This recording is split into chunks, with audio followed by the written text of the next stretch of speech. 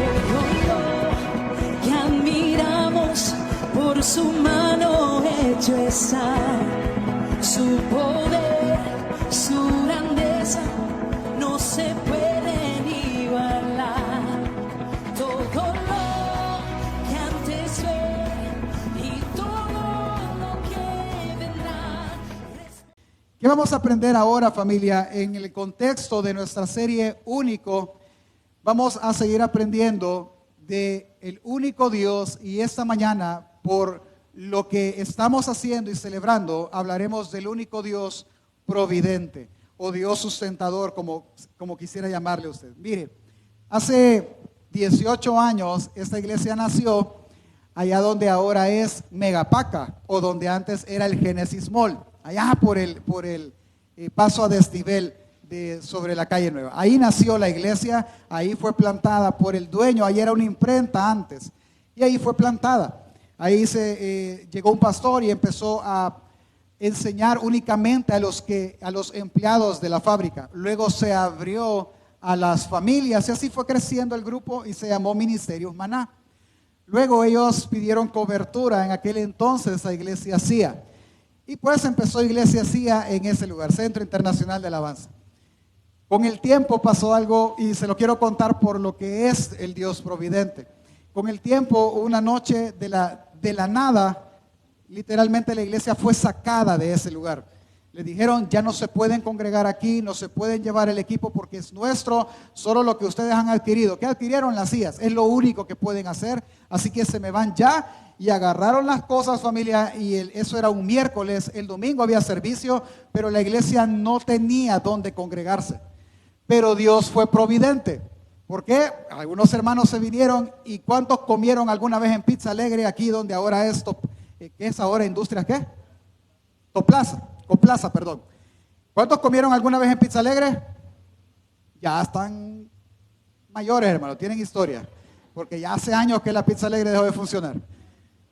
La iglesia se reunió 2 fines de semana ahí y de repente, mire, ya no se pueden reunir aquí tampoco. Y de nuevo a buscar. Y una persona que se congregaba en ese momento en la iglesia tenía literalmente un taller abandonado.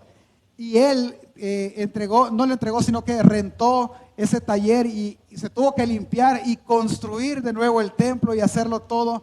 Y allí la iglesia estuvo alrededor de 5 o 6 años. Luego, con el tiempo, hubo un cambio de pastor y me colocaron por la gracia del Señor a mí. Yo pasando iba, familia, y me dijeron, Mauricio, venite, trae a tu esposa, venite, nos llama el pastor, quizás nos va a invitar a cenar. Mira, aquí están las llaves de la iglesia, a ustedes les va a quedar la iglesia. Y usted, le digo, yo me voy, me dice, me voy a trabajar evangelismo en otra parte. Y nos quedó la iglesia, y eso fue hace ya, yo tenía ya 3 años de estar en la iglesia y tengo 13 años de ser el pastor general de la iglesia. Y en esa transición, pues la iglesia obviamente sufrió, algunos se fueron, otros se quedaron, y hermano, ya no teníamos para pagar tampoco. Así que tuvimos que salir y nos venimos para este lugar. En ese lugar, yo no sé si usted ha visto la foto, se me olvidó traerla, hermano.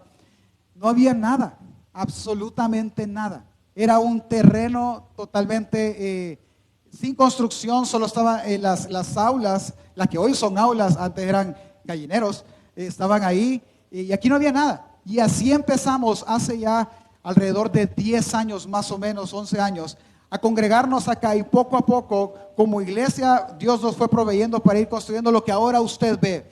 18 años después, estamos aquí y estamos de esta manera. ¿Le alegra a usted cómo estamos ahora, familia? ¿Cómo se llama eso? La providencia de Dios. Dios, en todo ese camino de 18 años, que se lo resumí ni en 5, Dios fue providente. Él guardó su propósito hasta llegar a este día y que todos nosotros nos pudiésemos reunir aquí. Entonces, en ese sentido le quiero hacer una pregunta. ¿Qué debe de celebrar la iglesia? ¿Qué conciencia debe tener la iglesia ahora en su aniversario número 18? ¿Qué celebramos realmente? ¿Me celebran a mi familia? No. ¿Celebramos a los 4 aspirantes de pastores? No. ¿Celebramos al equipo de diáconos? Tampoco. ¿Celebramos a la comunidad en total? No. ¿Y qué celebramos, pues, pastor? La providencia de Dios. Que esto ha sido la gracia, la misericordia de Dios para todos nosotros por más de 18 años. Déjeme hacerle una pregunta. Y levante la mano, por favor. ¿Cuántos en algún momento se quedaron así como, ¿y a qué iglesia vamos? Pues, ¿y a dónde vamos? Ya no podemos ir a donde íbamos. ¿Y cuántos oraron por un lugar donde congregarse? Levante la mano. Pues por sus oraciones esta iglesia está acá. Porque Dios proveyó de un alfolí, Dios proveyó de un lugar para que todos nosotros pudiésemos reunirnos, congregarnos y adorar así el nombre de Dios. Por lo cual hoy no celebramos a nadie en la audiencia, no celebramos a una persona jurídica, sino que celebramos la fidelidad del Dios que lo sustenta y sostiene todo. Eso es lo que ahora celebramos. En ese contexto, y en el contexto de la serie, entonces nosotros debemos de aprender que es el Dios providente, porque es el único Dios providente. ¿Qué significa esto? Vea la pantalla, quiero que usted vea ahí la definición que este señor Erickson tiene en su teología sistemática. Él dice que la provisión de Dios es la acción continua de Dios para conservar su creación y guiarla hasta conseguir el propósito pretendidos. En palabras más simples, Dios no creó todo y lo dejó a su suerte. Dios no hizo que la iglesia fuera plantada y hay que ver el pastor que hace. Dios en cada proceso, Dios creó, colocó, ordenó y Él sigue conservando y sigue guiando a la iglesia hasta cumplir sus propósitos. Y así a toda la creación. Para muestra un botón, porque hay un pensamiento que dice que simplemente Dios crea y lo deja a su suerte. Por ejemplo, ¿cuántos tenemos hijos? Levante la mano. Son una bendición de Dios, ¿verdad? Ah, otra vez. ¿Cuántos tenemos hijos? Voy a ver a mi papá, fíjese. ¿Para cuántos son una bendición de Dios los hijos? Hoy sí, hoy está bien, ok. Ya me había asustado, hermano.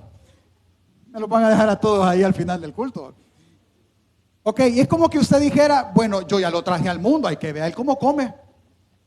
Nadie hace eso, todo padre viene y provee con la ayuda de Dios a sus hijos. Eso es lo que hace Dios, no lo deja a su suerte. Y lo podemos ver rápidamente en la Biblia. Por ejemplo, Filipenses capítulo 1, versículo 6 dice, estando convencido precisamente de esto, que el que comenzó en vosotros la buena obra, que dice, la perfeccionará, es decir, Él va a seguir trabajando en cada uno de nosotros hasta que Cristo venga y pueda completar la obra en cada uno de nosotros.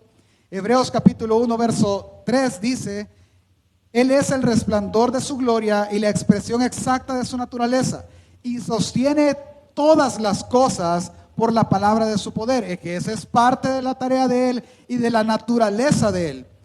Y el salmista en el Salmo 3:5 dice, yo me acosté y dormí, desperté, pues el Señor me sostenía.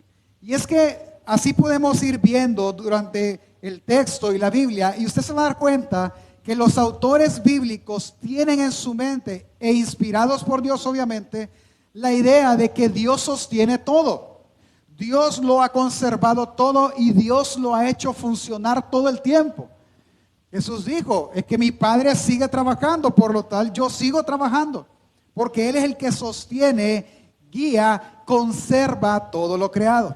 En conclusión, cuando hablamos de la providencia de Dios, a lo que nos referimos es a la obra continua de Dios en que Él mantiene, conserva aquella creación que Él ha llamado a existencia. No la dejó a su suerte, lo creó a usted. Dios lo va a sostener todo el tiempo. ¿Hasta cuándo, pastor? Hasta cumplir su propósito en usted y en la creación misma. De eso trata la providencia. Yo acabo de decir una palabra y no sé si usted la notó, y es la palabra conservándola. Él se relaciona con la relación, con la creación. ¿Cómo es que Dios se relaciona? Porque alguien puede decir, pastor, yo nunca he visto que Dios esté hablando con alguien en un poste, o sembrando arbolitos o regándolo. ¿Cómo Dios se relaciona con la creación para sostenerla? Él lo hace justamente conservándola y gobernándola todo el tiempo. Así se relaciona Él. Y lo vamos a ver rápidamente en la historia bíblica y en la historia nuestra. Cuando hablamos de conservar, estamos hablando de sostener, de mantener. Esa es la idea. Ahora, principalmente Dios conserva a su creación, lo conserva a usted, lo sostiene a usted por lo menos de tres maneras, si no es que más. Una es que lo protege del peligro. ¿A cuántos Dios los ha protegido del peligro? Ok. Dos, Él provee para sus necesidades. Amén, familia. Y tres, obviamente Él va a cumplir entonces su propósito en usted. Veámoslo en la historia bíblica. Veamos, por ejemplo, cómo Dios sostuvo al pueblo de Israel, o cómo Dios lo conservó, lo preservó a lo largo de toda la historia. Empecemos desde el tiempo de Noé. Toda la raza humana tenía que ser destruida y Dios guardó a la familia de Noé por pura gracia y los hace pasar el diluvio. Ellos fueron conservados y a partir de ahí el pueblo empieza a crecer nuevamente. Dos, en el tiempo de José. ¿Se acuerda de José? El hijo de uno de los 12 hijos de Jacob. Viene en José, fue vendido, fue hecho esclavo, fue preso, fue hecho esclavo de Faraón, después fue puesto en un puesto de altura o de gobernabilidad para Egipto y fue el segundo. Y por medio de José, Dios preserva y guarda y conserva al pueblo de Israel, a toda su familia, de 7 años de hambruna. ¿Me doy a entender? ¿Puede ver usted cómo Dios va conservando, cómo Dios va guiando toda la historia? El pueblo entra a Egipto. El pueblo es hecho esclavo en Egipto. Y Dios provee de un libertador. Pero ¿cómo lo provee? ¿Se acuerda? Si no se acuerda de la historia, acuérdese de la película. ¿Se acuerda que Faraón quiso matar a todos los recién nacidos y aquellas señoras que eran parteras no se sujetaron y hacían nacer a los niños y decían, es que los niños nacen antes de que lleguemos? Y así Dios preservó la vida de Moisés. Moisés, años después, fue el libertador de Israel. Fue el enviado por Dios. Y Dios entonces libera a Israel. Lo manda al desierto. Y por 40 años les dio de comer maná, les dio de comer codornices. Dice la Biblia que su ropa no envejeció y su calzado no se desgastó. Pregúntale al de la par cuánto le duran los zapatos, hermano. 40 años, ¿qué es eso? La providencia de Dios. Dios obrando y proveyendo y sosteniendo a su pueblo. Y podemos seguir en el tiempo de Josué, ¿cómo Dios guardó al pueblo? Pues conquistando la tierra prometida. Y siendo un pueblo débil, hizo que destruyeran a pueblos más grandes que ellos. Dios destruyendo y obrando a través de ellos. Llegamos al tiempo del exilio. Todo el pueblo de Israel fue aniquilado, Israel y Judá fueron destruidos, excepto un remanente fiel. Y ese remanente fue guardado en Babilonia y fue conservado. Y ahí tenemos la historia de Sadrach, Mesach, Abednego y Daniel. Daniel fue conservado dentro del pozo de los leones y los 3 jóvenes fueron guardados del horno de fuego. Es que Dios así conserva y pudiésemos seguir hablando de muchos más y no nos alcanzaría el tiempo. Pero esa es la providencia de Dios. Y todo iba apuntando a la llegada de un redentor. Ahora bien, alguien pudiese decir, sí, pastor, pero es la historia bíblica. Dios, pues sí, es la historia, Dios la controla. Pero pensemos un poco en la historia de la iglesia. Usted puede leer el libro de los Hechos y el libro de los Hechos dice que la iglesia fue perseguida. Y no fue perseguida mica, ¿verdad? Ya estuvo. Ni siquiera solo para poderlos encarcelar, al final los mataban. Al final fueron espectáculo del mundo.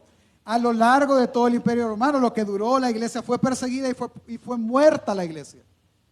Y Dios la sostuvo guardando un remanente fiel siempre hasta esos días. Dios guardó su palabra y cuando la iglesia se perdió y querían que solo los clérigos pudiesen leer la Biblia, se levantan hombres, Dios crea por medio del ser humano la imprenta y la Biblia se reproduce porque Dios la conservó. Y así a lo largo del tiempo. Y le he contado la historia de esa iglesia de 18 años, cómo Dios en su providencia nos trajo hasta acá. y cómo Dios ahora nos dio 18 años después una identidad. Le voy a hacer la pregunta. Me he dado a entender, hermano, cómo Dios es providente, cómo Dios conserva a su iglesia, cómo Dios la guarda. Nosotros pudiésemos seguir hablando. Yo sé que cada uno de ustedes tiene una historia que contar de cómo Dios lo ha guardado. Pero que Dios sea providente, eso no quiere decir, familia, que usted o yo no vamos a tener dificultades. ¿Qué dijo Jesús? En el mundo tendréis aflicción. Yo he vencido al mundo. Esa es su providencia. Confíen, tranquilos. Y es eso lo que hoy debemos de poner, hermanos. Aunque en el mundo tengamos angustia, confíe en el Dios providente. Confíe en el Dios que lo ha sostenido antes, en el pasado, que lo sostiene hoy y lo va a sostener en el futuro. Confíe en ese Dios. ¿Cómo lo vamos a ver? ¿Cómo vamos a entender esto? Acompáñenme al primer libro de Samuel. Ahora vamos a tomar a un personaje bíblico para entender un poco mejor cómo es, en términos que nosotros entendemos, la providencia de Dios. Mire, vamos a hablar de David antes de que él fuera rey. Y vamos a ver el propósito. ¿Se acuerda que cuando Saúl fue instalado rey, Saúl falló? Dios viene y dijo, no, yo me voy a proveer de un rey. Y manda a Samuel a la casa de Isaí. Isaí presenta a todos sus hijos, menos a David. Viene Dios y le dice, no, no es ninguno de estos. Hay uno más. Y le dice Samuel a Isaí, ¿tendrás algún hijo más por ahí? Le dice, tengo uno más, al menor. Y mandó a traer a David. Y David es descrito como un joven de buen parecer. Guapo pues, rubio. Pero eso también lo hace ver como delicado, como débil. Él es ungido por rey. ¿Se puede usted imaginar? Él es ungido por rey, pero al día siguiente, vaya muchachito, vos no sos rey todavía, así que seguí pastoreando las ovejas. Y él se va, pero él tiene ese propósito en su vida. Él nació para ser rey. Ok. Llega la historia de Goliat tiempo después y él llega al palacio. Ahora es yerno del rey. El rey empieza a tener celos de David porque la gente canta que David ha matado, Saúl mató a 1000, pero David ha matado a 10,000 más. Y la fama de David crece y Saúl se ve amenazado por él. Cuando eso pasa en una cena, Saúl se enoja tanto que intenta matar a David y le empieza a tirar lanzas. Y David las esquiva y él huye al final. Él huye del palacio porque su vida está en peligro, pero él tiene un propósito. Él va a ser rey y Dios va a empezar a guiar a David y a guardar a David para que ese propósito se cumpla. Entonces, a esa altura en la historia nosotros estamos en que David anda huyendo de Saúl por todas partes. Hermano, no sé si a usted le ha pasado, si alguien ya lo ha perseguido a usted. No estoy hablando de los call centers de cobros, estoy hablando de alguien que quiere perseguirlo para hacerle daño, asaltarlo o golpearlo. Yo no sé si usted ha tenido esa experiencia, yo sí la he tenido y es feo, ¿sí? Es feo estarse escondiendo y decirle, mira, ¿ha visto fulano? Sí, ahí está, no salga. Cuando para el bus usted se tira para que no lo agarre, es feo, sin duda alguna. Pero es una persona. En 2 de Samuel o en el capítulo más adelante, en 2 de Samuel, es un poco más detallado y dice que Saúl iba con 3,000 hombres siguiendo a David. Y era tan amenazador que cuando David llega a una aldea, lo ayudan llega Saúl después, ayudaron a David ustedes. Sí, es que pasó por aquí, quémenlos a todos. Y él empieza a matar para que todo el pueblo temiera y no ayudara a David. David va a una aldea, a Keila, le ayuda a luchar contra los filisteos y Saúl se dio cuenta. Acompáñame a Samuel, primer libro de Samuel, capítulo 23, verso 10 al 14, dice, y dijo David, Señor Dios de Israel, tu siervo tiene entendido que Saúl trata de venir contra Keila a destruir la ciudad por causa mía. ¿Me entregarán los vecinos de Keila en sus manos? ¿Descenderá Saúl como ha oído tu siervo? Y el Señor de Israel, Jehová, Dios de Israel, te ruego me lo declares a tu siervo. Y el Señor le dijo, sí descenderás, sí descenderá. Luego dijo David, me entregarán los vecinos de Keila a mí y a mis hombres en manos de Saúl. Y Jehová respondió, os entregarán. David entonces se levantó con sus hombres, que eran como 600, y salieron de Keila y anduvieron de un lugar a otro. Vino a Saúl la nueva de que David se había escapado de Keila y desistió de salir. Y David se quedó en el desierto, en lugares fuertes, y habitaba en un monte en el desierto de Zif. Y lo buscaba Saúl todos los días, pero Dios no lo entregó en sus manos. ¿Se dio cuenta? ¿Qué está haciendo Dios?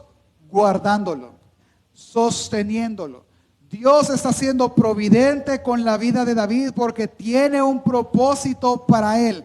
Él será rey. Es tanto, ¿cuántos andaban con David? 600. ¿Cuántos le dije que los andaban siguiendo? Como 3,000. Hermano, aquí somos, ¿cuánto? Como 150 sentados ahorita aquí. ¿Cómo nos escondemos, hermano? No, es imposible. Pero en una ocasión, los 600 se meten en unas cuevas y llegan los 3,000 a acampar a las mismas cuevas. Y se esconden, hermano, y no encuentran ni a uno. Y es el relato donde David corta el manto de Saúl y le dice, Dios te entregó en mi mano y yo no te quise hacer daño. ¿Cómo puede ser que no vean a 600 hombres? La providencia de Dios. Dios guardando su propósito, mostrar y darle salvación al pueblo de Israel por medio de David. Es que ese es el punto. Y en este sentido, hermano, en este contexto, quiero que cambiemos de libro. En este contexto fue escrito un salmo. ¿Cuál? El Salmo 63. Acompáñame en su Biblia, por favor. Este salmo es muy bonito, lo cantamos, lo hemos hablado y lo hemos aplicado de 1000 maneras, pero yo quiero que en esta mañana nosotros podamos entenderlo justamente bien, porque así como David tenía un propósito, ser rey, nosotros tenemos un propósito como iglesia. ¿Cuál es? Ser la esposa del Cordero. Es llegar y pasar la eternidad con Él. Y ese propósito no será estorbado y será cumplido a cabalidad. ¿Por qué está tan seguro de eso, pastor? Porque la providencia de Dios así lo enseña, hermano. Porque Dios es providente, porque Dios es quien sostiene. El Salmo 63, si usted lee los primeros 4 versículos, que no lo voy a leer por el tiempo, lo que David está expresando es un deseo de ver a su Señor. Él dice que anhela ver su gloria como la veía en el templo, que en ese momento no había templo, era el tabernáculo, era una tienda. Yo anhelo ver tu gloria ahí, anhelo ver eso, tengo hambre de ti, deseo estar contigo. Pero vea, él está huyendo, él está en una situación complicada ahora. Él está en una circunstancia no feliz, no grata. Él está huyendo porque no lo quieren saludar, no le quieren cobrar, hermano, lo quieren matar. Huyendo, él viene y él dice, Señor, de verdad yo quiero estar contigo, quiero ver tu gloria, quiero que mi alma se sacie de ti. Eso deseo. Por lo tanto, con mis labios adóroles. Y él aparentemente en el Salmo obviamente está adorando. Bajo la sombra de tus alas yo voy a estar adorando, yo voy a estar inclinando. Y aún en medio de las vigilias de la noche, dice una frase, cuando él no duerma, yo voy a adorar tu nombre y voy a recordar. ¿Por qué? Es la pregunta. Hermano, ¿cuántos han pasado situaciones difíciles? Yo no estoy hablando del COVID, ¿verdad? O que tal vez de las primeras mutaciones, ¿verdad? Pero de una situación de verdad difícil de vida o muerte. ¿A cuántos se les quita el sueño? Yo creo que a todos en nuestros sanos juicios se nos quita. Ayer oía un pastor que decía, si el problema te quita y te roba el sueño realmente, el problema es digno de que ores entonces. Y justo eso está haciendo él. Él en esos momentos de angustia, porque su vida corre peligro, Él está reconociendo que la única satisfacción de su vida y la única satisfacción plena solo puede venir de Dios. Y solo ha venido de Dios todo el tiempo. Acompáñeme. Salmo 63, versículos 5 al 8 dice: como de meollo y de grosura será saciada mi alma, y con mis labios de júbilo te alabará mi boca. Cuando me acuerdo de ti en medio de mi lecho, cuando medite en ti en las vigilias de la noche. ¿Por qué le va a adorar? Versículos 7 y 8. Y vamos terminando y vamos aterrizando. Porque ha sido mi socorro, y así en la sombra de tus alas me regocijaré. Está mi alma apegada a ti, tu diestra me ha sostenido.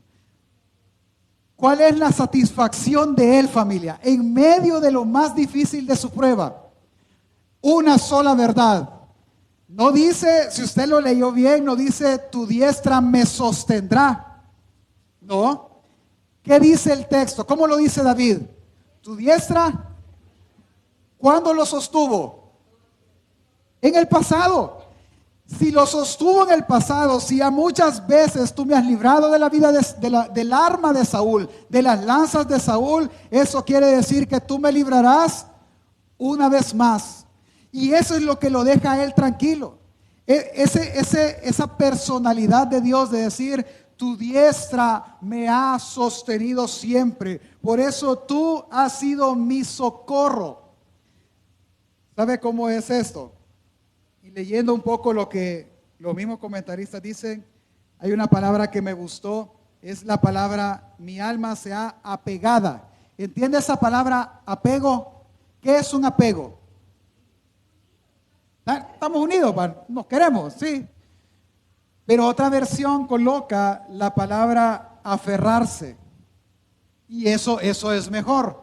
Porque ¿cuántos se han caído alguna vez a la par de alguien? ¿Qué es lo primero que hace usted? Y la otra persona va con usted para abajo. La caída es más suave, ¿verdad? Pero igual se cayó.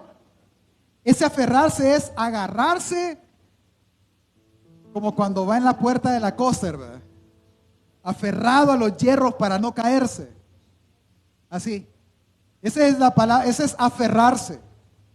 Pablo usa más adelante en el Nuevo Testamento la palabra asir, que es tomarse, es que si no me agarro, mi vida corre peligro.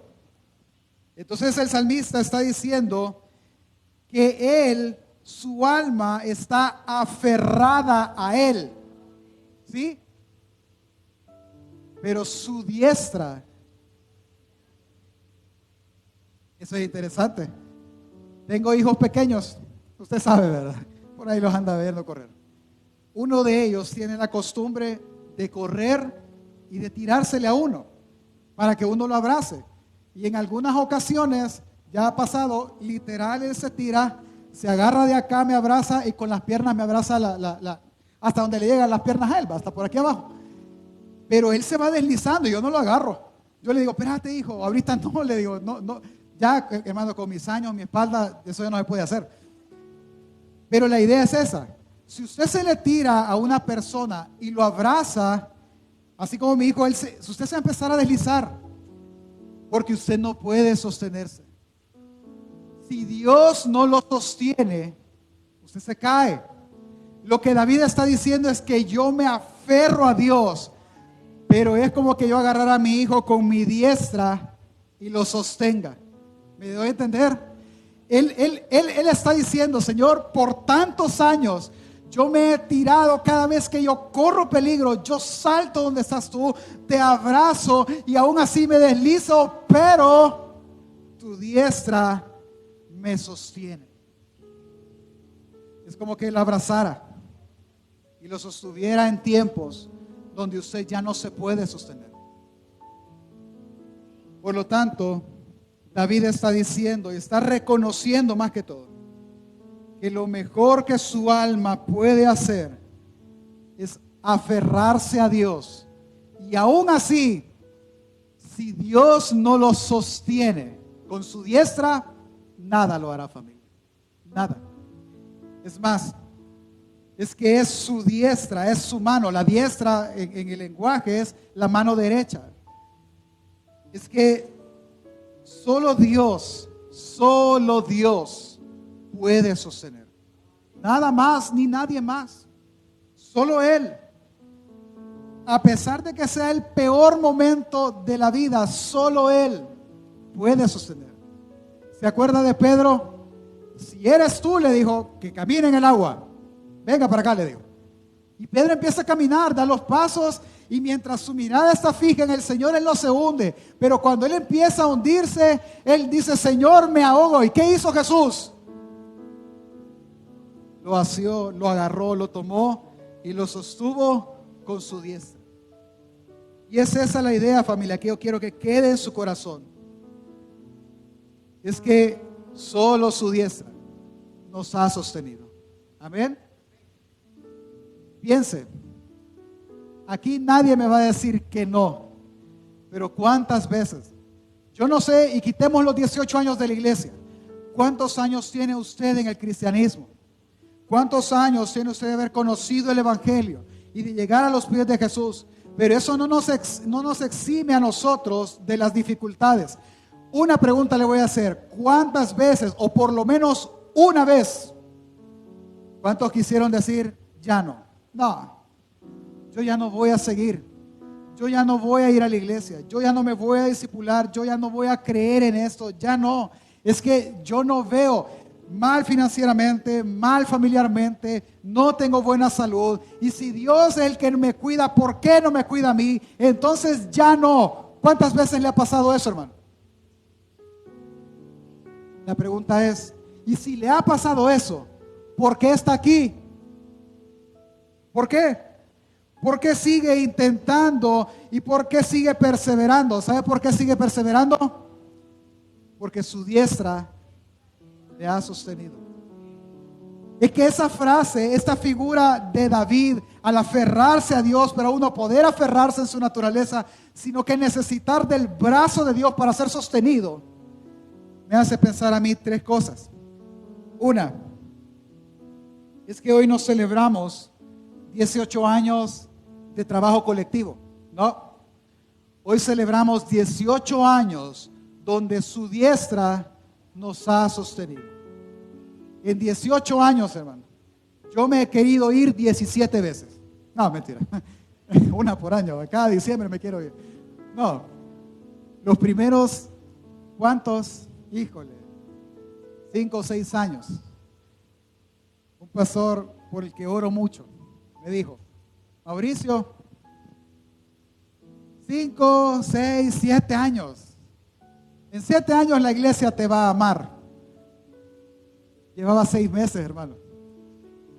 Ay, de verdad, sí, así que no esperes nada, me dijo. Bueno, sigamos. En ese periodo, mi hijo mayor enfermo, mi esposa vivía más en el hospital Amatepec que en la casa. Caos, hermano. Y cada diciembre, y eso no es mentira, cada diciembre, terminábamos el 31 de diciembre y yo le decía a mi esposa y a Roberto: ya terminó, ya. El año se acabó, como que al día siguiente era 1 de enero y todos transformados. Y el siguiente año igual, así por 7 años. Pero Dios tenía un propósito. Y bueno, él es testigo también, José estaba con nosotros también en ese momento. Cada año, todos los años, por 18 años hemos cantado una misma canción. ¿Cuál? Mi socorro ha sido tú, y tu diestra me ha sostenido. ¿Cuántas veces quiso irse usted? ¿Y sabe por qué no se ha ido? ¿Sabe por qué no hemos dicho allá al agua el cristianismo? ¿Sabe por qué no? Porque Juan capítulo 10 dice: mis ovejas oyen mi voz y yo las conozco y me siguen. Yo les doy vida eterna y no perecerán jamás, ni nadie las arrebatará de mi mano. Mi Padre que me las dio es mayor que todos, y nadie puede arrebatarlas de la mano de mi Padre. ¿Sabe por qué no nos hemos ido? Porque ni nosotros, hermanos, podemos salirnos de la mano del Padre. Ni nosotros. Ni nosotros, porque Él es el Dios providente. Dice la carta de Judas que Él es poderoso para guardarnos hasta el día de Jesucristo. Fuerte, no importa lo que pase a su alrededor, no importa la dificultad más grande, usted no será soltado porque Dios le ha preservado. ¿Y por qué me preserva, pastor? Porque si usted es creyente, hay un propósito en usted. Hay un propósito en mí y es un propósito colectivo. ¿Cuál es? Ser edificados como la esposa del Cordero. Y llegar un día, ver a nuestro Señor, casarnos y pasar eternamente con nuestro Rey. Ese es el propósito. Y dice Pablo que esa esperanza no será avergonzada jamás.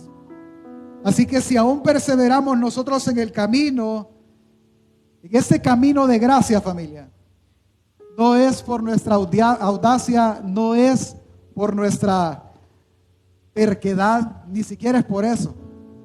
Es porque su diestra nos ha sostenido. Es por eso. Así que adore su gracia. Piénselo como David. Y en la sombra de tus alas yo me gozaré. Y nada nos hará salir de ese lugar. Primero hoy celebramos 18 años de que su diestra nos sostiene. Segundo, es que me hace pensar que Él ha conservado nuestra vida en este camino de gracia. Y por último, es que si Él ha sostenido nuestras vidas en el pasado, ¿cuántos han sido sostenidos en el pasado por Dios? Levante la mano.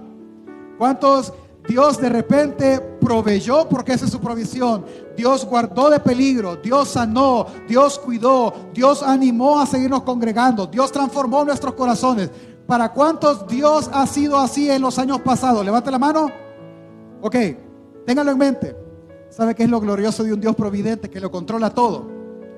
Mañana, ¿qué día es, familia? ¿Qué día es? Y dentro de 8 días, ¿qué día va a ser? Y dentro de 16 días, ¿qué día va a ser? ¿Por qué, pastor? Porque Dios así lo ha establecido desde la creación. Cada día, o sea, usted no se despierta, ve, hoy es miércoles, ¿va? Y el martes, ¿qué? Bueno, algunos en estados, ¿verdad? Tal vez puede pasarle, pero no es el funcionamiento normal.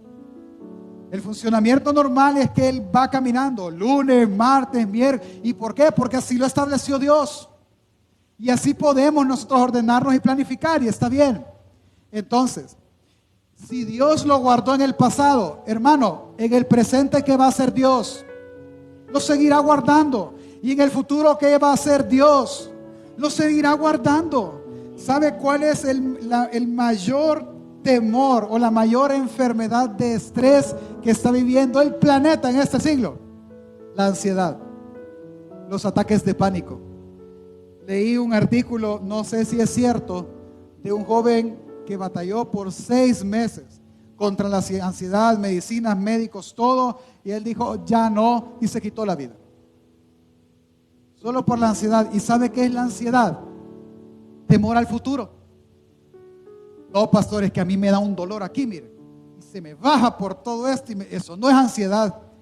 ¿Sabe cómo identificar la ansiedad? Primero, si le duele aquí, vaya al médico. Vaya, sacamos de duda.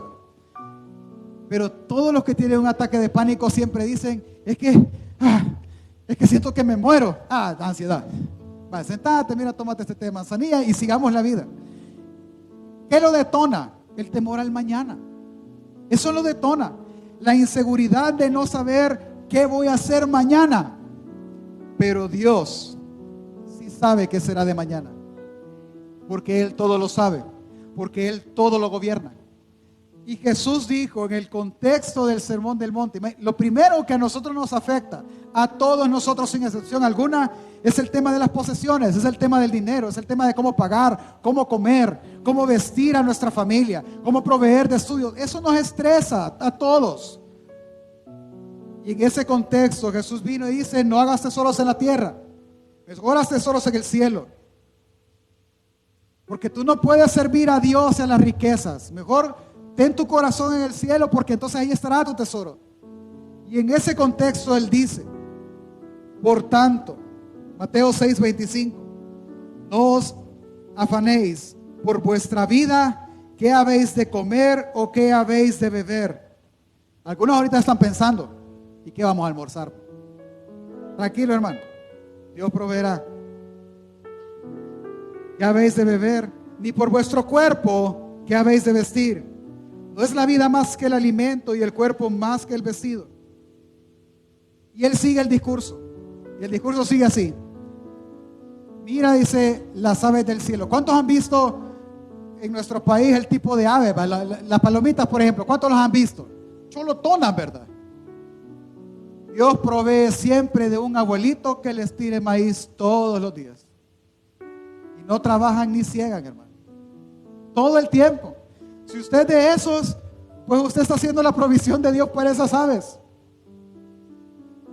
Jesús está diciendo que Dios la sostiene. No, pastor, es que el tema es el vestido, es la ropa. Ni los lirios del campo, dice, se preocupan por eso. Y ni aun Salomón, con toda su riqueza, pudo vestirse como uno de ellos.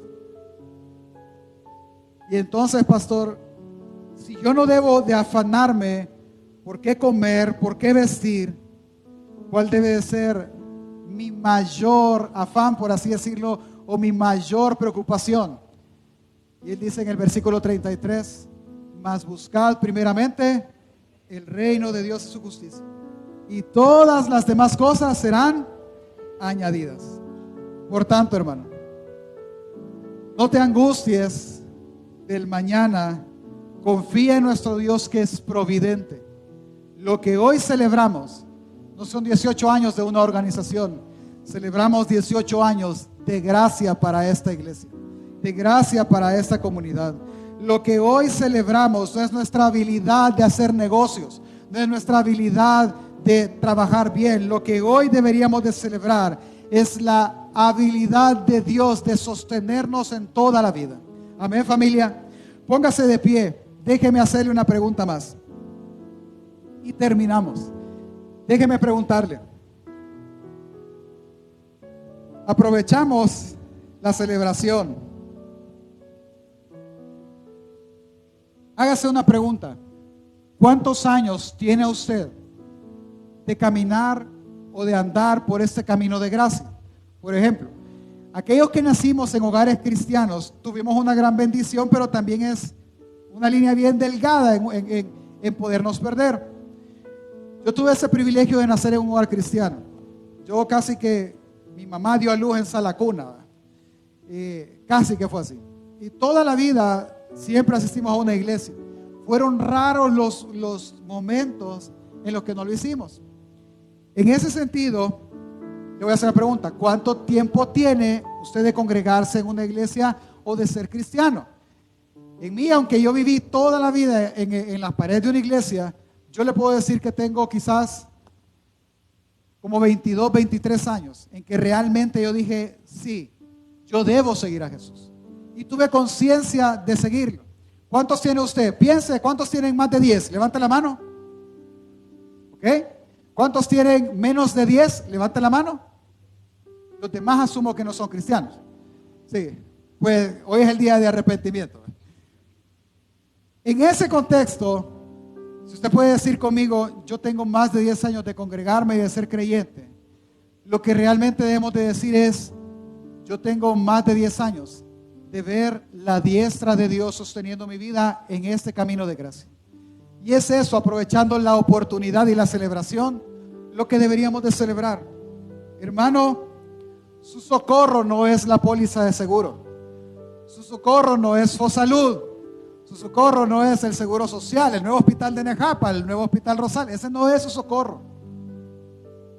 ¿Qué dijo el salmista? Alzaré mis ojos a los montes. ¿De dónde vendrá mi socorro? ¿Y de dónde vendrá? Mi socorro viene del Señor, que hizo el cielo y la tierra. De ahí viene nuestro socorro. Hermanos, su socorro no ha sido nuestros padres, aunque nuestros padres dejarían de ser padres si no ayudan aún en la vejez a sus hijos. Pero nuestro socorro ha sido el Señor de los cielos. Así que hoy sé humilde. Hoy sé humilde. Y dile al Señor, no fue mi habilidad, no fue que yo fui el mejor de mi clase, no fue que yo supe aprovechar la oportunidad, fue que yo me aferré a ti y tu diestra me sostuvo. Eso vamos a decir ahora.